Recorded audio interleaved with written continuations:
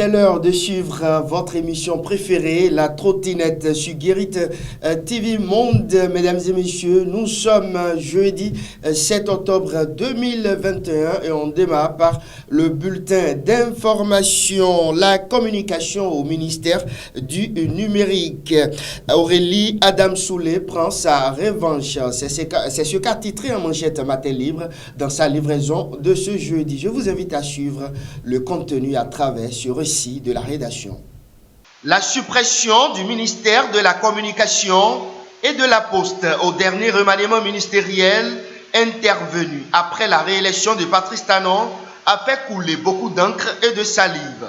Ceci à tel point que le chef de l'État a jugé opportun d'apporter des clarifications en direct dans un débat sur la chaîne de télévision et télé. Pour Patrice Talon, la suppression du ministère de la Communication et de la Poste avec pour conséquence le départ du gouvernement de celui qui en avait la charge, Alain Orula, répondait à la nécessité de séparer la propagande gouvernementale de la gestion des médias. Le chef de l'État a justifié sa décision par le fait que le ministère de la Communication, censé s'occuper de la formation et du suivi des médias, aussi bien du service public que du privé, se trouve être donc un canal de propagande du gouvernement avec le poste de porte-parole.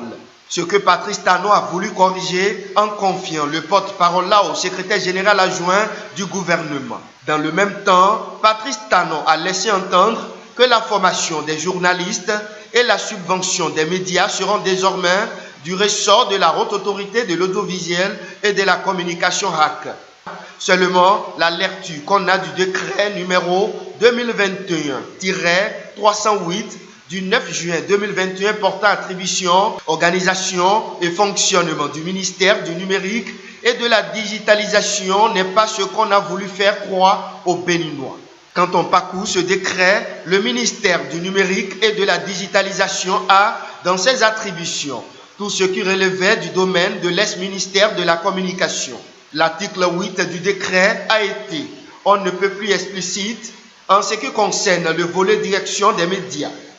On y lit, entre autres attributions, proposer, mettre en œuvre et assurer le suivi des politiques et stratégies de l'État dans le sous-secteur des médias, renforcer la qualité du paysage audiovisuel, promouvoir en relation avec les autres structures de l'État la production de contenus locaux dans les secteurs cinématographiques, audiovisuels et musicaux, contribuer à la promotion de la liberté de la presse et du droit à l'information, assurer la modernisation des médias du service public et enrichir l'offre de services.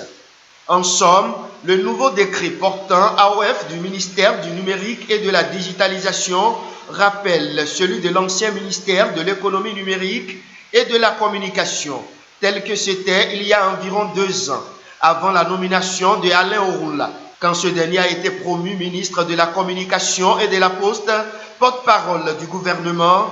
C'est ce que gérait Aurélie Adamsoulé Zoumarou, qui a été coupé en deux, et une partie remise à Alain Orula. Après le dernier remaniement, à part la Poste qui est allée au ministère de l'économie et des finances, tout ce qui restait du ministère de la Communication est allé au ministère du numérique et de la digitalisation. Les cadres, les véhicules, tout le matériel. Évidemment, on comprend mieux pourquoi c'est à Aurélie Adamsoulé que Alain Orula a passé service. Elle gérait même déjà l'ORTB avant la prise du décret portant AOF du ministère du numérique et de la digitalisation. Et dans le nouveau décret, parmi les structures sous tutelle, il y a l'ORTB, l'agence Bénin Presse, l'ONIP. C'est dire qu'Aurélie Adamsoulé retrouve les attributions qu'elle avait perdues à la création du ministère de la Communication et de la Poste. Un autre élément dans ce bulletin d'information, les usagers de la voie quittant le carrefour Djevali dans la commune d'Apro-Misrété et qui dessert les communes de la vallée de Lomé souffrent le martyre. La traversée de cette voie n'est pas du tout aisée. L'infrastructure est jonchée de nids de poules et crée assez de désagréments. Voici le constat. Des pistes dégradées, on ne finira d'en dénombrer. Dans le département de l'Ouémé, Dans la commune d'Akpromisérité, le tronçon Carrefour-Diavali menant vers Dangbo et qui dessert plusieurs autres communes de la vallée de l'Ouémé est jonché de nids de poules, crevasses qui dictent leur loi et crée d'énormes désagréments aux usagers. L'état de la voie, vraiment, c'est déplorable. La voie n'est plus praticable et au jour le jour, il y a des cas d'accident. Par exemple, vous voyez les casses là. C'est le dimanche passé, il y a 2 morts ici, vers 18h30 par là. Donc, à cause des trous sur la voie, donc, il y a des véhicules et quand ils tombent sur le trou, ils cherchent à se dévier un peu et rapidement, ils vont coller celui qui vient dans le sens opposé. Cette année, dans ma zone ici, plus de 23 cas de morts déjà. Donc le cas d'accident, on ne peut pas dire c'est trop. Presque chaque jour, nous enregistrons des cas d'accident. À partir d'ici, Missérété jusqu'à Dangbo, il n'y a que de grands trous et aucun motocycliste ne peut rentrer dedans sans faire d'accident et mourir sur le champ. Il n'y a que de grands trous sur la voie.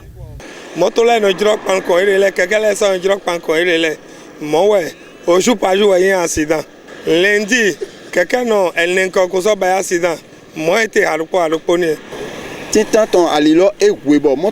Premièrement, cette voie est étroite. Deuxièmement, on dénombre assez de trous tout au long de la route. Et chaque fois, les véhicules, en voulant nous dépasser, nous ramassent. Ça m'a dépassé docteur dans le profit. Est-ce que gagne moi? Docteur,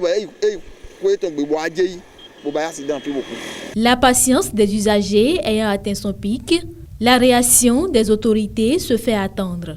Nous avons effectué des démarches vers le maire et puis le CA et ils nous ont dit qu'ils ne sont pas compétents pour pouvoir faire quelque chose, mais ils vont essayer de remonter l'information.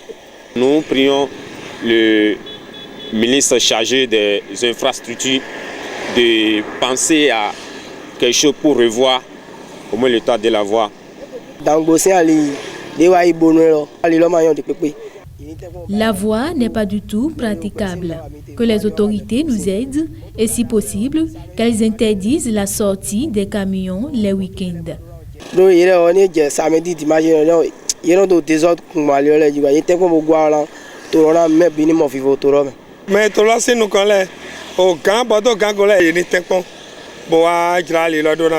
Que les dispositions soient prises dans l'immédiat afin de soulager les peines des usagers de cette route et finir avec les nombreux accidents observés.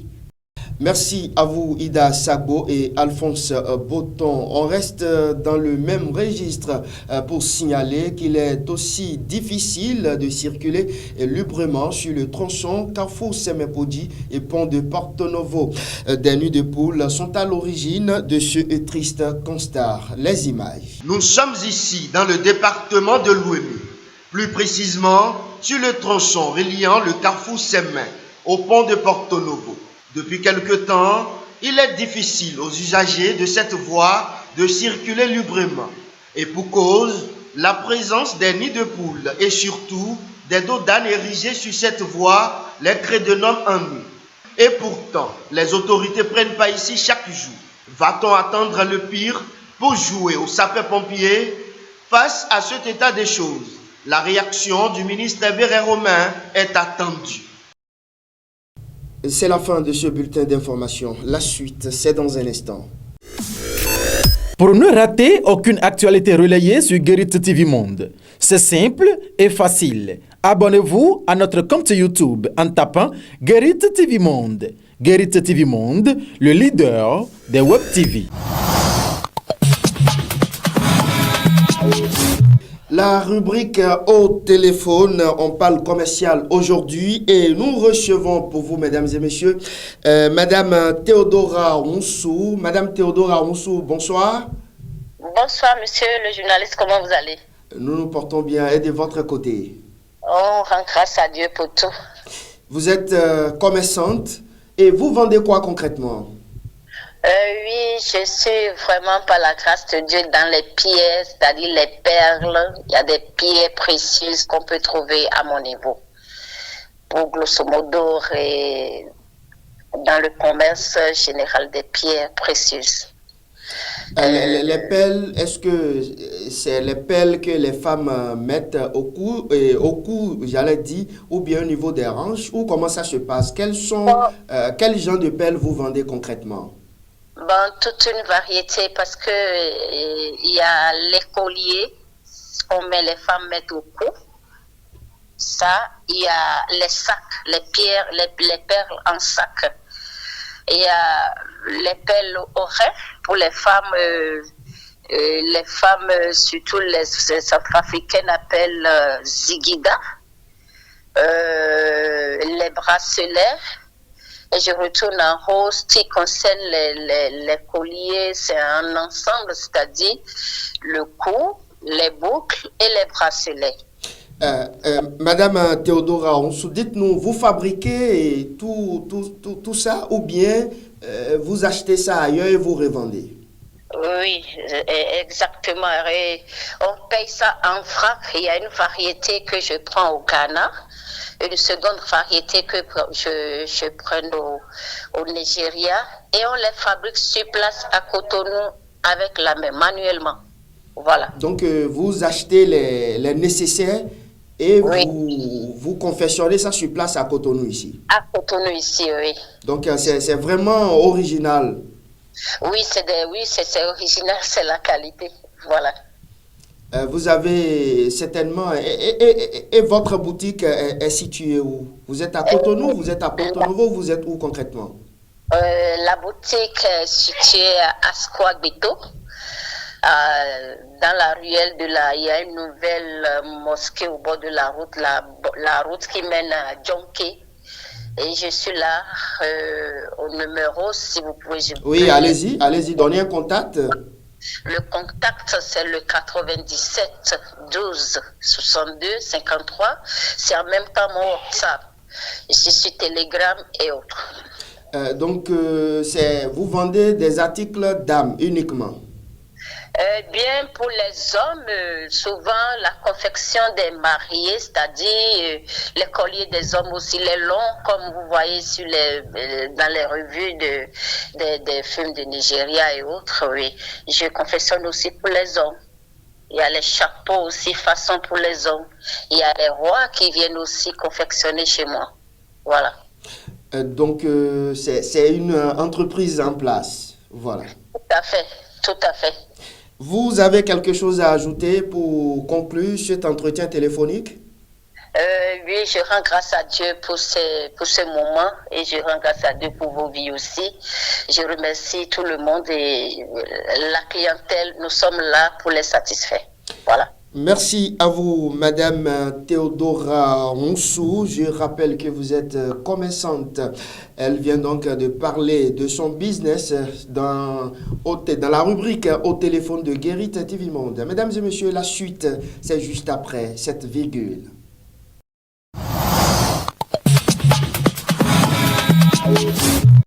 La page rétro du jour s'intéresse à l'honorable Claudine Afiavi, Prudentiaux, retour sur son message de paix. Au nom du parti Union démocratique pour un Bénin nouveau et en mon nom propre, je tiens à exhorter tous les acteurs impliqués dans le processus électoral à la culture de la paix.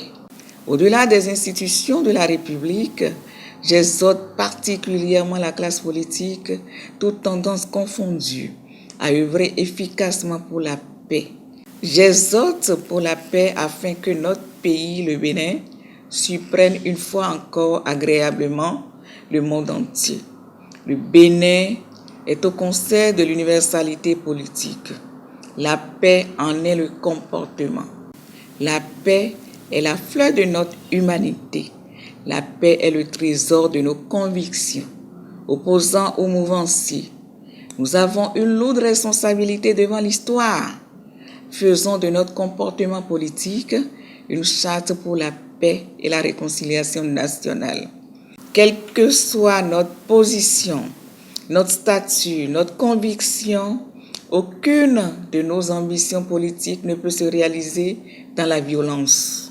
Non à la violence politique. Non à l'arbitraire, non à la discrimination, non à la corruption, oui à la tolérance, oui à la participation politique responsable, oui à la justice, oui à la fraternité, oui à la paix. Seule la paix peut nous grandir. Seule la paix peut nous garantir la prospérité et le développement. Pour ne rater aucune actualité relayée sur Guérit TV Monde, c'est simple et facile. Abonnez-vous à notre compte YouTube en tapant Guérit TV Monde. Guérit TV Monde, le leader des Web TV. Voilà, c'est cette virgule qui annonce la vidéo du jour. Je vous invite donc à suivre cette vidéo. Quand la femme est habituée aux spermatozoïdes, ça permet à la femme d'être propre, d'être pure. Son teint même est raffiné. Vous allez voir les femmes qui sont fréquentes aux spermatozoïdes, leur teint est bien raffiné, sans pommade, elles sont propres, elles sont bien belles. Et elles sont poutelées par le jus qui sort d'un homme. C'est une Maître Dao. Donc pour finir, monsieur le journaliste, je vais dire aux gens, aux jeunes qui sont en train de me recevoir, les hommes qui sont en train de me recevoir, que l'avortement n'est pas conseillé, ce n'est pas une bonne chose. Merci à vous pour votre fidélité légendaire à Guérit TV Monde. On se dit à demain, si Dieu le veut. Au revoir.